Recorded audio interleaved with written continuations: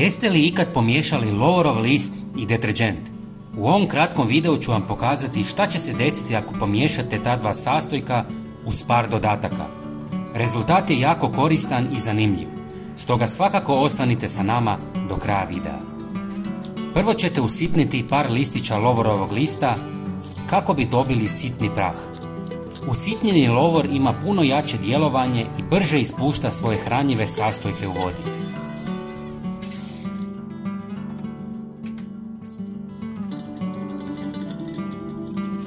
Pomiješajte ga sa 200 ml vruće vode, dobro promiješajte i ostavite da se ohladi. Procijedite kroz gazu kako bi dobili čistu tekućinu.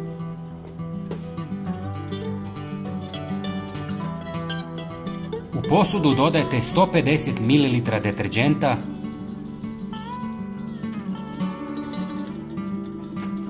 dodajte 3 žlice limunovog soka koji sadrži antibakterijska i antifugalna svojstva koja pomažu u uništavanju štetnih mikroorganizama. Dodajte pola žlice sode bikarbone koja posjeduje lagana abrazivna svojstva.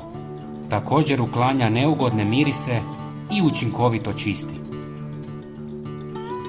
I na kraju dodajte koncentrat od lovorovog lista i sve dobro promiješajte. Sada ste napravili poboljšano sredstvo za čišćenje jer ono iz dućana ne ubija plijesan i bakterije.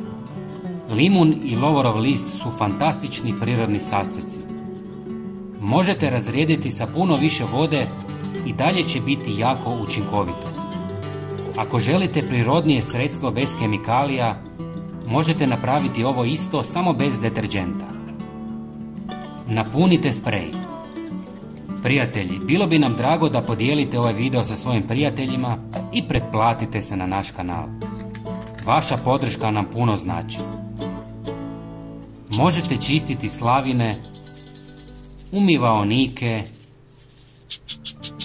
toilet, a najbolje od svega možete i prati suđe.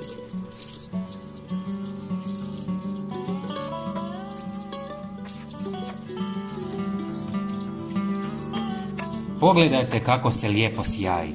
Odlično je. Prijatelji, napišite nam odakle nas gledate. Pozdrav!